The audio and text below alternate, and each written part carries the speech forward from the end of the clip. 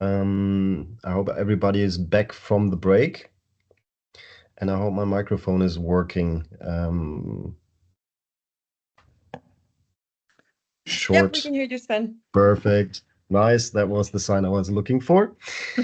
Yeah, we will be talking about a very interesting topic, which is harnessing digital tools for resilience finance. I find it especially exciting, not only because this is my daily bread and butter. I'm Sven Volland. I'm co-founder and head of product at Yapo Solutions, and there we are providing financial institutions with different tools, among others, also with software and data tools in order to strengthen their resilience finance portfolio. So this is my daily thing, so to say, that I do, and that makes me, of course, excited to sit here in this session and being your moderator, but also because I believe that there is a role to play for digital tools and data services when it comes to overcoming complexities. And you're dealing with a lot of complexities when dealing with climate threats. These are not super straightforward. The only thing which is certain is that they're getting more and more frequent.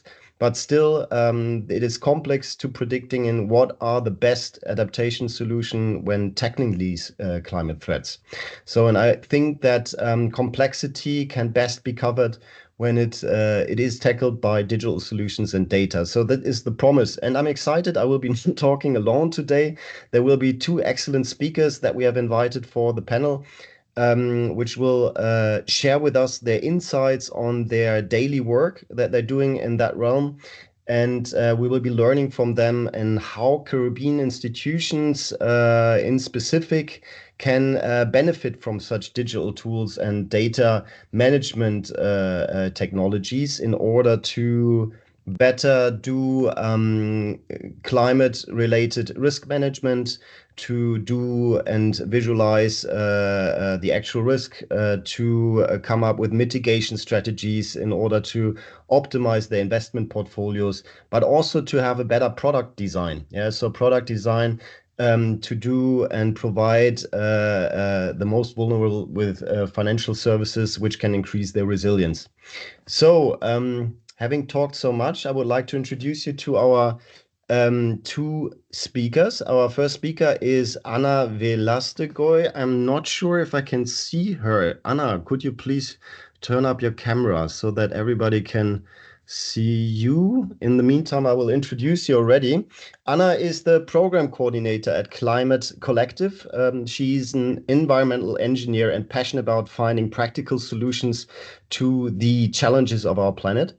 And most recently, she turned her focus on the power of digital technology to drive positive change. And she's a key leader at Climate Collective, which serves as a technological hub or network of different actors, which is leveraging digital technologies such as AI, blockchain, and geospatial data to drive climate action. I'm not sure if I'm not seeing her, if that's the reason because my screen Yes, is I'm limited. here. Are I'm you here. there? Hopefully you Perfect. can Hi, hear me Anna. and see me now. Welcome. Thank you. Welcome to the session. Perfect. The other speaker that we have is Panos Varanges. Please also camera up if you haven't done so yet. He's the global lead on agricultural finance and insurance at the IFC, and he brings in decades of experience in providing financial services, in especially insurance and agricultural finance solutions, which are determined to increase the resilience of the most vulnerable, to smallholder farmers, to agribusinesses, to SMEs, including financial institutions. Panos, very nice to have you on board. If he's there. Thank you for having me. Yes, thank you for Perfect. having me. Perfect. Super. So we will now go to the presentations. Each of you has 12 minutes time. I have the honored task of being the timekeeper. So I will give you 1 minute heads up before your 12 minutes are expiring. So I will do a short interruption then, but don't listen too much to me. So Anna, the floor is yours. We are delighted to listen to your insights. I'm presenting, so just give me an idea on when I should go to the next slides. Yeah. Perfect. Thank you. Thank you so much. Yeah, I'll probably just say like next slide or something of the likes. So, well, before heading into, the benefits of digitization and the likes, I just wanted to give our audience like a quick overview of Climate Collective. And yeah, as Svenji mentioned, we are an innovation network of tech and data companies, investors, scientists, and nonprofits, all putting digital technologies to work for climate and nature at scale. We're also pretty good at identifying high impact topics, which where the role of tech and data can have monumental impact. And those are the ones you see on the screen. So far, that's been nature, carbon markets, green accountability, where we find like-minded entrepreneurs that are building tech and data solutions to address these challenges or opportunities as you see fit. Can we go to the next slide, please? And our ethos is built on community. So we keep our community at the core of everything we do. What I mean by this is that we connect our community members to corporates, investors, policymakers, industry players, all in ways in which digital tech can have benefits for climate and nature. And through these relationships, we also identify areas that need to be further explored, not only for the benefit of the people that are already working in the climate tech, nature tech space, but also for those that want to get involved with leveraging these tools in their respective industries. For example, just last month, we actually published an Indigenous perspective on carbon and biodiversity markets report. And in the following weeks, we'll be publishing one on the business case for nature investments.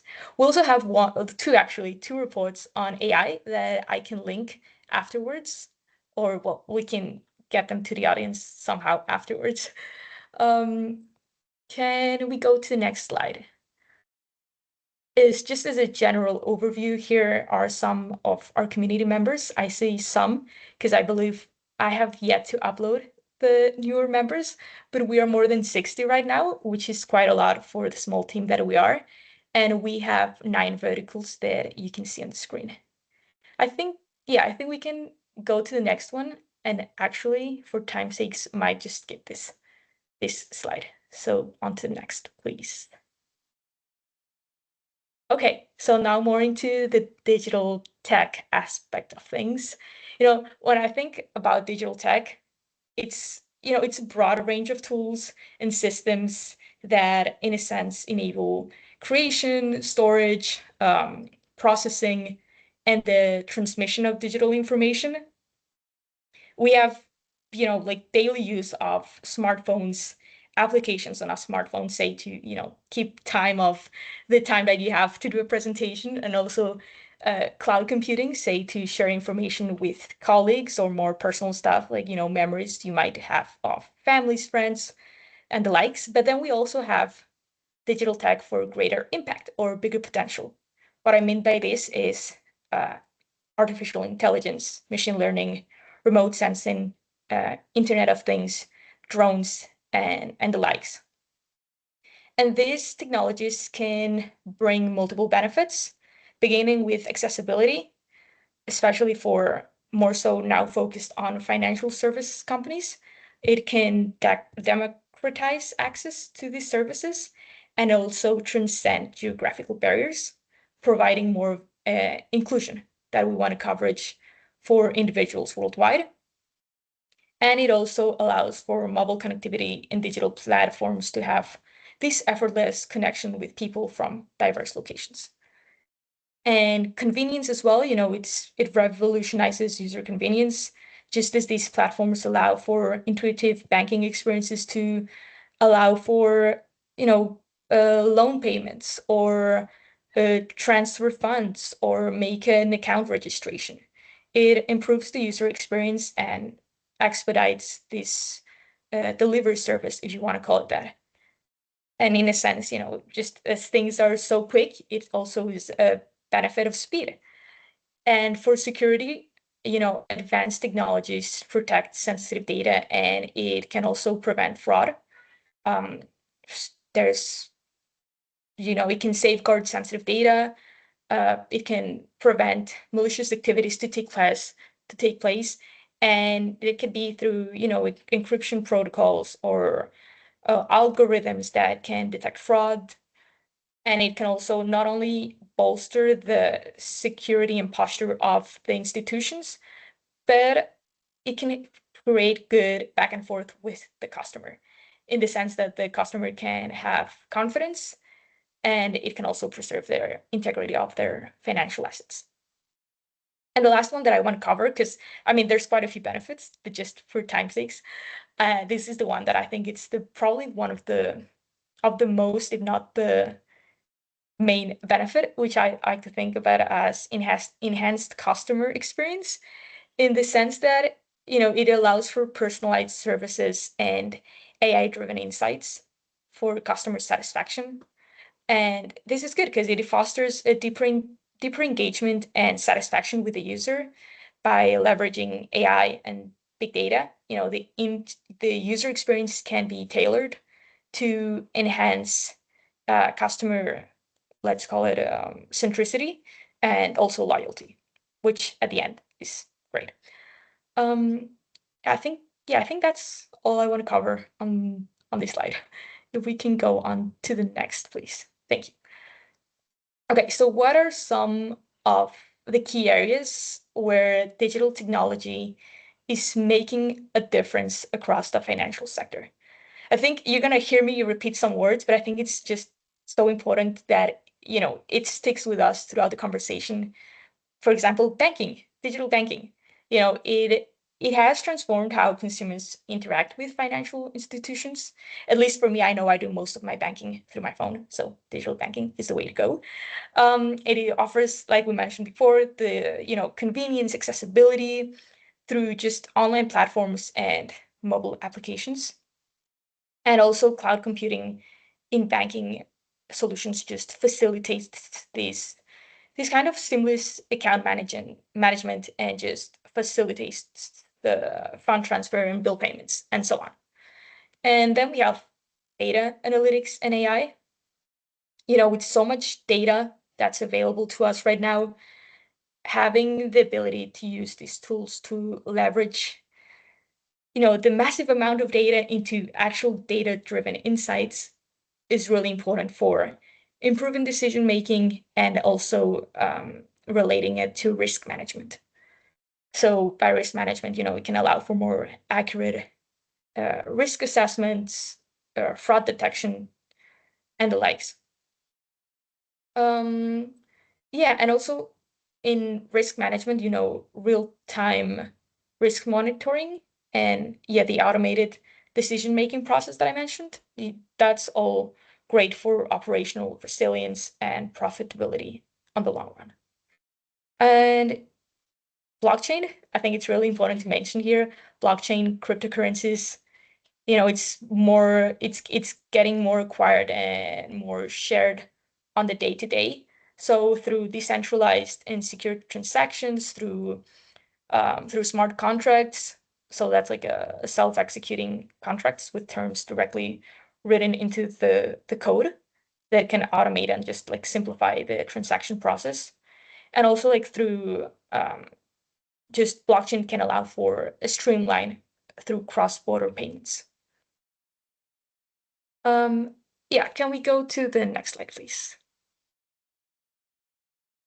So here, I just want to touch more onto some of the technologies that we at Climate Collective work through with our community members. Community members are the ones at the bottom that I'm going to mention in a sec, but just to give an overview of how the slide is structured.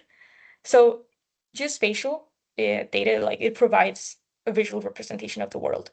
It allows for a deeper understanding of patterns and relationships in the geographical sense. And it also provides for much more granular, high fidelity, credible data on what is happening on the ground.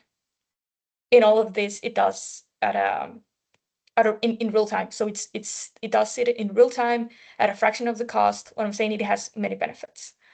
And how does this relate to the financial sector? Well, it can help in climate risk assessments. to identify areas which are more vulnerable to climate change, meaning in the Caribbean, more so floods or extreme weather events that can occur. And it can therefore help assess financial institutions where the associated risks can be on, lending, investing, and the likes. And more so for artificial intelligence, again, with the amount of data that's available today, AI algorithms can analyze this amount of data and identify the patterns, the trends that may not necessarily be apparent to humans. And if they are apparent to humans, it will take a much longer time.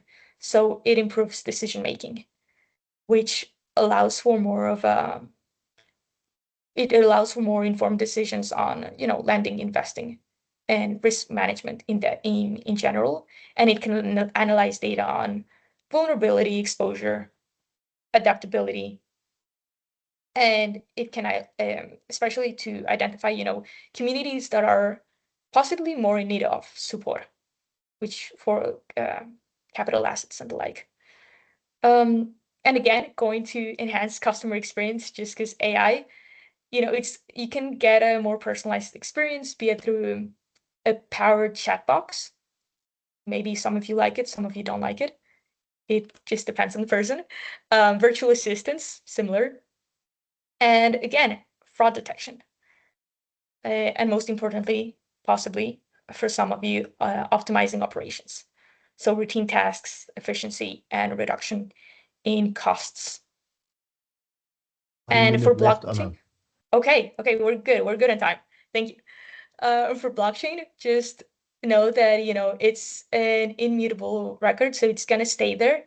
It's going to be visible to the public, so it's going to be improved transparency. It can streamline processes, again, reduction in costs, and also enable new financial products, be it through collaborations or through financial institutions on their own, say, for example, tokenized assets or smart contracts. And yeah, I think that sums it up. We have 60 community members, as I mentioned. I've put the logos of some down here that could be interesting for financial institutions to explore. Say Planet Watch, they use sensors for air quality, so that can, facilitate predictions for banks if they want a loan based on the air quality of an area. Then we have Biometry, which uses remote sensing and AI to make assessments of the integrity and risks of a plot of land. Could also be interesting for financial institutions. We have Kujua, which is a platform designed for to help businesses kind of like navigate the supply chain compliance and reporting requirements. So that could also be of interest. And I added Cecil as well, which is more of a platform that provides data insights in what is investment in nature. So they collect, process, analyze, and standardize data. And yeah, thank you for listening. Thanks a lot, I'll pass Anna. it back. Yeah. Thanks a lot, Anna, for your valuable insights. That was a great presentation. Enjoyed it very much, and I think there's a lot to discuss afterwards. But before we do so, I would like to hand over to Panos. I will unshare my screen so that we can enjoy the presentation of Panos. Over to you. Thank you, Sven. I will not be using slides at this, but I'm just going to describe a little bit our experience when it comes to the intersection between climate risks and finance in the agriculture sector. I work for IFC. IFC is the private sector arm of the World Bank. We provide equity, debt, investments, and guarantees to private entities in order to increase their financing on specific areas. A key area is agriculture. We work through financial institutions, so we don't lend directly to farmers because we cannot, we don't have the presence to deal with particularly small farmers or micro businesses that they may need few $1,000s or even few $100,000. So we are a wholesale financier. So we work with financial institutions across the world, and we provide them with whatever they need, as I said, from equity to debt, longer term debt, short term debt, and guarantees or risk share facilities in order to increase their lending to the farmers.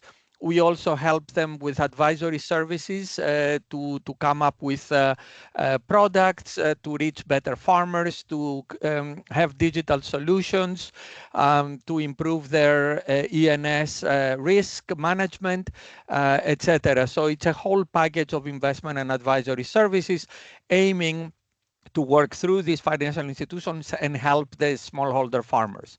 So what are we finding is that there is a very cautious attitude, and this is across the world. Of course, we work only in emerging markets, middle income and low income countries. We don't work with developed countries. So across the world, we're finding the financial institutions are quite skeptical in engaging in agriculture. And this is because of the informality of the sector, the lack of suitable financial accounts, etc. But a big issue is the climate risks. And the financial institutions, they see that climate is becoming, the climatic risks are becoming more frequent and more severe. So where we had drought that was 1 in 50 years, now drought is 1 in 25 or is 110. And it's not just the current frequency and severity, but it's the uncertainty. So the 1 in 50-year event that you tell me that is today, will it be 1 in 50 tomorrow or 1 in 10 or 1 in 5? And how can I take decisions when I don't know, when there is such a high degree of uncertainty? And so the weather it impacts agriculture very, very seriously. So you can have production reduction by more than 70% or total loss of production by the time you gave the loans, and people will not be able to repay you. So how do you deal with that? So the climate risk basically affect the capacity of the borrower to repay the loan because something happened. There was a drought, there was a flood, there was hail that destroyed the production. So even if the person is willing and his or her past record indicate that they have been very consistently repaying the loan, but because of this event, they cannot pay the loan. So it's not their fault. They did the best that they could, but this happened, and they are basically destroy the production and they cannot pay the loan.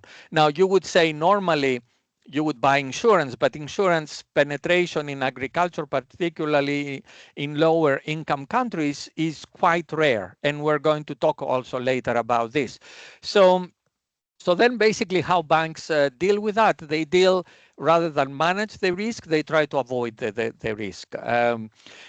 And that's what we're seeing. We're seeing in countries where the GDP or the employment in agriculture is more than 40% in the economy, yet the portfolio of financial institution is less than 3% in agriculture. So well underrepresented the agriculture, even though there is a great potential. So now what we're seeing is that the banks actually also, they try to identify low risk clients, but this is very challenging to identify low risk clients because you don't have the data.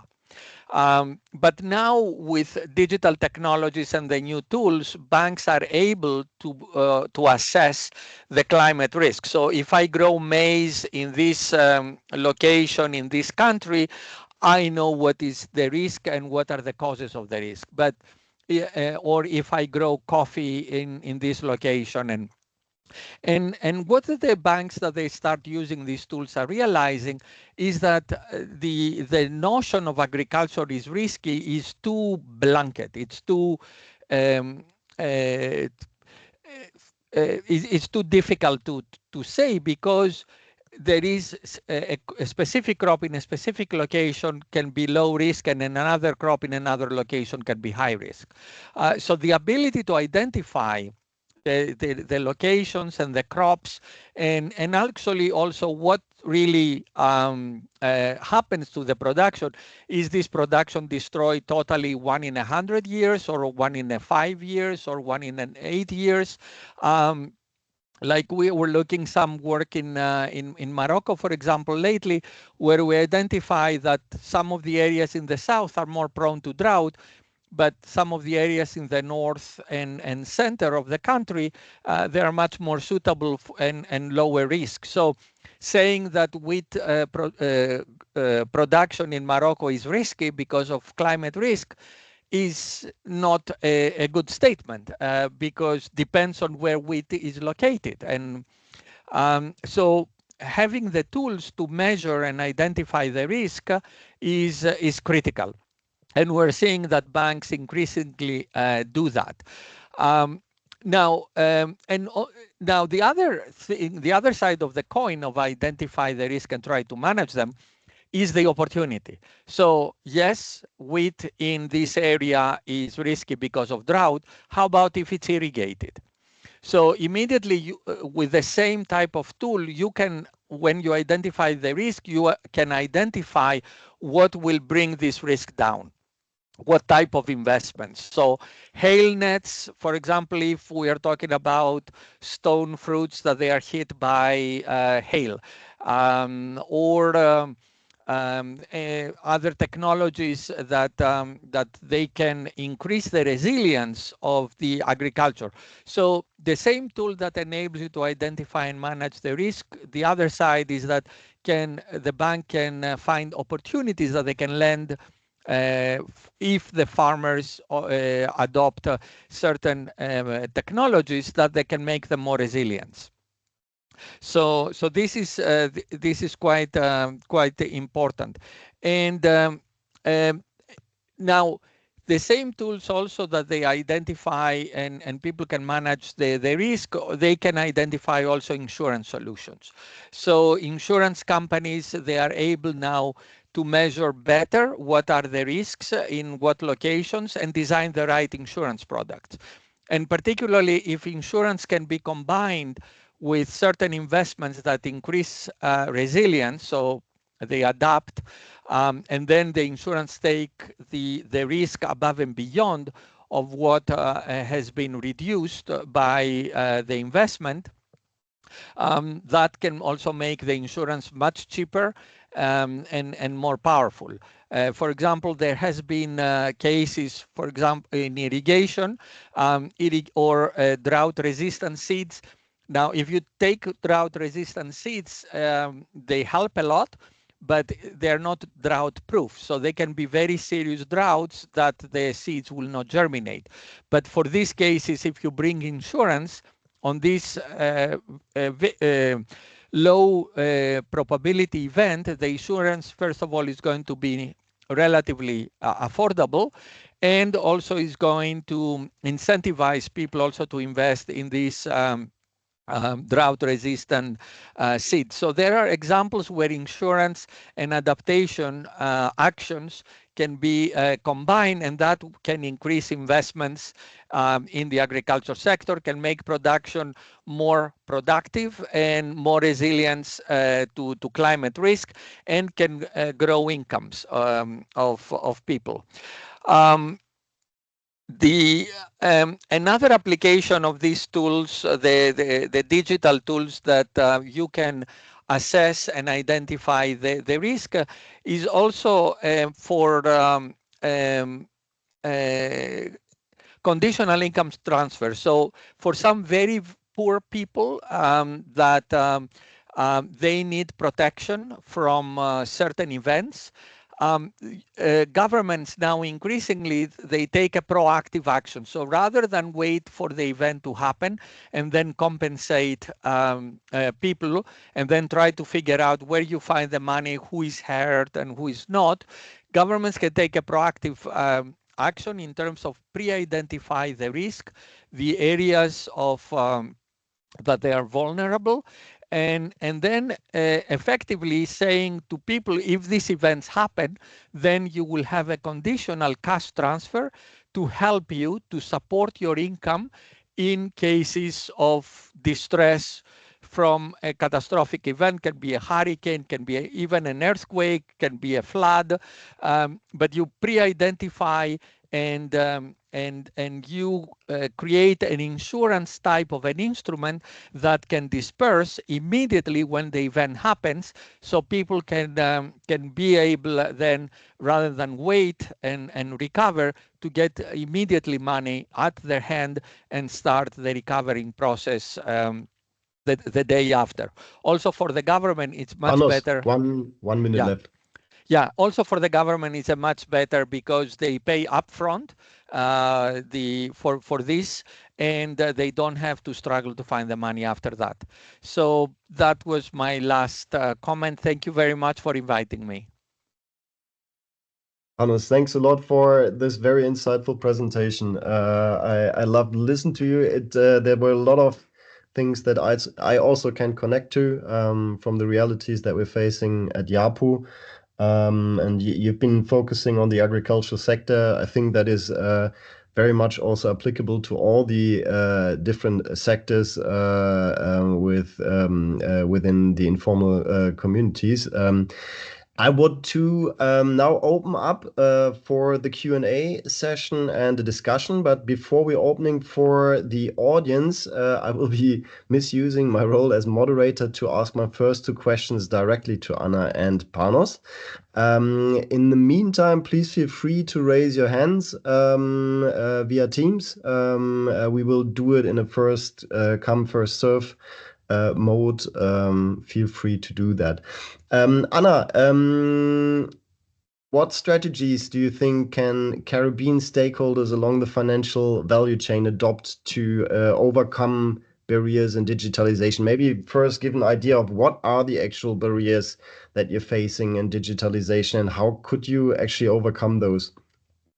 Have you witnessed something like that in your daily work? Sure thing. Thank you. I don't think so much in the Caribbean per se.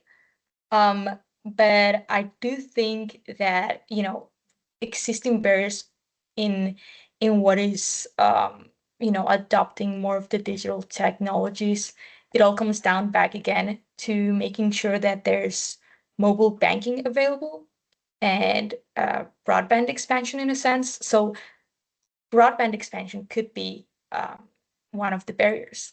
And in that sense, I think the opportunity is in collaboration, in making sure that financial institutions have the option to bring mobile banking into communities that might not have access to broadband expansion or to cloud and digital platforms.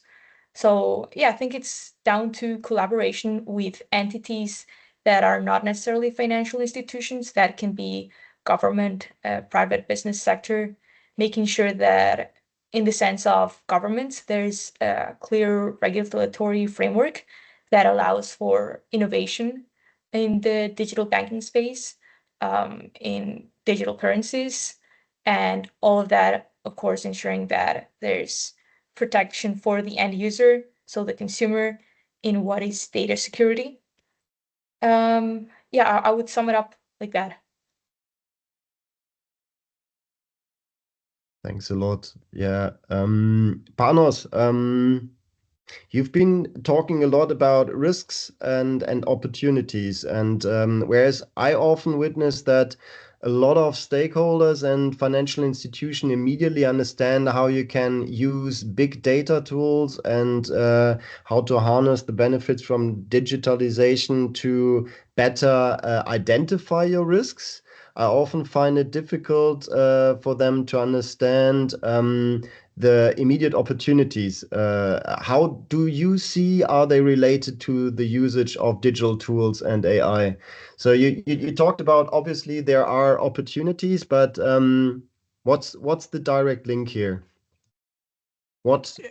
Yeah, the way that we have seen some of our clients using these tools is that when they identify the tool and the location, they are with some guidance, of course, from the tool that they are using, they can find how you can sort of adapt or reduce the risk. For example, in high drought areas, you can find the solutions can be either put irrigation or change the crop. Instead of growing wheat, maybe you can put barley or sorghum that they are more drought resistant. So it gives you a menu, so they are able to have a better discussion with their clients.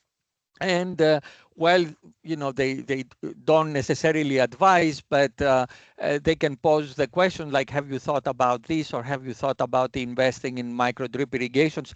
Others also, the way that they do it is that they say, look, we're going to land in this area. We've seen that particularly on horticulture, only if you have irrigation.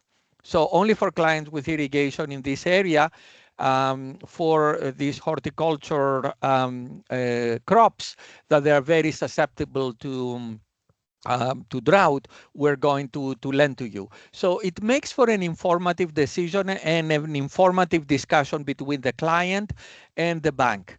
So rather than saying, oh, I'm afraid about the drought or what will happen, the discussion becomes much more informative, and the decisions are becoming better from both the client if they want to invest, and the bank whether they want to finance and under what conditions. Mm-hmm. Yeah, agree. You've been mentioning like adaptation solutions like hail nets and drip irrigation systems, etc., etc. These kind of observation, these kind of solutions were already existent also in the past, no? So what did you think changed now with the introduction of data tools and digital tools? You could have built also an expert-based recommendation system in order to provide insights in, okay, if you have a problem with drought, possibly you should consider implementing a drip irrigation system. What do you think changed now with having big data tools at hand, and what made it easier now? I think it's more precise. Like if you have a drought, put the drip irrigation. Okay, how severe is the drought? And so now I think it's a much better quantification of what we're talking. And of course, micro drip irrigation was in the past, hail nets was in the past. Absolutely, all of this. Mm-hmm. But I think now we can do more. Also, the other thing that has changed is the frequency and severity of these events. So becomes, and also in areas where we may not have these events, now we are having them. And now we are able to identify these areas and say, look, these things are happening, these changes are happening. And rather than wait too much, too long to have a pattern, now we are much, much more able to identify patterns far Mm-hmm. quicker and also make projections like Mm-hmm. this area is going to continue this negative trend or is going to get even worse in the future. So we're able to become much more precise in measuring and predicting. Mm-hmm. Agree. Before I'm asking all my questions, I would like to hand over to the audience. I haven't seen any raised hands yet, but maybe I overlooked them. Bene, maybe you have seen some and I've missed something. Did I? I haven't seen any yet, but I actually also have a couple of questions All for right. the speakers. I really enjoyed the presentations and especially sort of the focus on different sectors that we can see, especially in the agricultural sector, which I think is super relevant for resilience and adaptive capacity. I just kind of want to bring it back a little bit to the capacity of financial institutions, and more specifically, I guess, in the Caribbean region, if you have experience with that, what you kind of have seen the biggest barriers are, or the biggest sort of difficulties in implementing a digitization strategy for financial institutions? Is it because they don't necessarily have access to the biggest data sets, that they don't have sort of the possibility of offering mobile banking, that they have to learn a little bit about what the first steps would be, I guess, into a digitization strategy or digitizing their operations? And so that would be actually a question to both of you in your own personal experiences, sort of what has been like the biggest difficulty for a lot of these financial institutions, I think. I can take yeah, Anna, you can go ahead first. A first attempt, and then I can pass it over to Panos. I think in a sense it can be with digital infrastructure, like maybe it's not completely there yet. And that's what I was meaning with collaboration. Like I feel, in a sense, collaborating with other entities can help surpass those barriers. I also think it could possibly be in regards to um, digital literacy, but I think that goes hand in hand with the public infrastructure that's available in the digital sense. Those would be like the two major ones that I would think. Yeah, Okay, I think also Anna mentioned the regulations, like the ability of regulators to have like a sandbox where you can experiment with some solutions rather than jumping to regulate them and usually over-regulate them. There are some countries like in Kenya, for example, where the regulators, they have these sandboxes, and that's why we have this explosion of digital financial tools in Kenya, and big advancements. I fully agree with Anna. One more thing that I want to say is that we're seeing actually globally the aging of the agri population. So the average age of farmer is high, well into their 50s, including also in middle and low income countries, not only in developed countries. And the age and literacy in using the facility to use digital tools becomes more of an issue.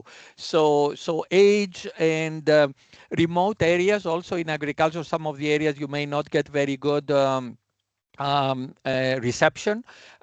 We have seen some people where rather than the client having the mobile phone and transacting through their own mobile phone, also the availability of smartphones, they're not cheap either. But so you have the loan officer with a tablet. And we saw that in the Caribbean, actually, in the Dominican Republic with financial institutions, more than 10 years ago, when the proliferation of smartphones was not very high. So the financial institution that I was visiting had loan officers had tablets, and people were going with the tablets and interacting physically with the farmers, the rural people, taking even pictures, and then when they had access to internet, they were downloading the data, and then the loan was processed. But so the interaction between the agent or the field agent of the institution and the headquarters was totally digital. And then the interaction between the field agent and the client was the traditional one. But there was huge because the data was being stored and processed digitally. They had records, digital records, even more than 10 years ago, I'm talking. Again, depending on the environment, you can find a solution, and you can digitize, maybe not the whole chain, but you can digitize some of the critical part of the chain. Thanks a lot, Panos. I don't see any other hands up. And I unfortunately see also the time's up, which is very unfortunate because I would love to have continued discussing with you. I enjoyed it very much, both of your presentations. Thank you very much, and also for your time. It would have been great to discuss further. I think we learned a lot in terms of how digitization as a basis, but also digitization not only as a means by itself, which it can be also in order to reduce operational costs, but also as a tool for providing the base or the data, so to say, in order to learn, right? So, and we've learned that with that data, you can make more precise evaluations of the underlying climate risks, yeah, supported by geospatial additional data, et cetera, et cetera. But there lies a risk inside, which is financial exclusion as opposed to inclusion that we are all about. Because one mitigation is always to disinvest because there's a climate risk. But this is, I think, we cannot afford because, yes, you can disinvest from agriculture, but all of the sectors are basically hit by climate threats. Yeah, so storms and tornadoes are not only affecting agriculture but also storage facilities and electrical infrastructure, which affects also trade, service, manufacturing, etc., households. So you need to look into the opportunities, and it was great to learn about this more exact databases, and also from our experience at YAPU, we've introduced machine learning in order to unravel these complexities that you also mentioned, Panos, the complexities in understanding what's the correlation between one hand side, the climate threats on the one hand side, but also the realities on the ground. What's the soil types? What's the elevation? What's the farming practices that are being used? And this kind of stuff you can also apply to the different other economic sectors. And you need machine learning in order to unravel that. Yeah, so you cannot do that expert driven with loan officers as we used to do it in the past in the financial sector. So there's a lot we can learn from. I would love to continue discussing with you. Thanks a lot for your time. Thanks also to the audience. I wish you now a pleasant lunch break in some areas of the world. For me, it's rather dinner time. We will be returning at 2 p.m. Eastern time to continue with the last final session of the day, which is on building the business case for resilience. Happy break and see you afterwards.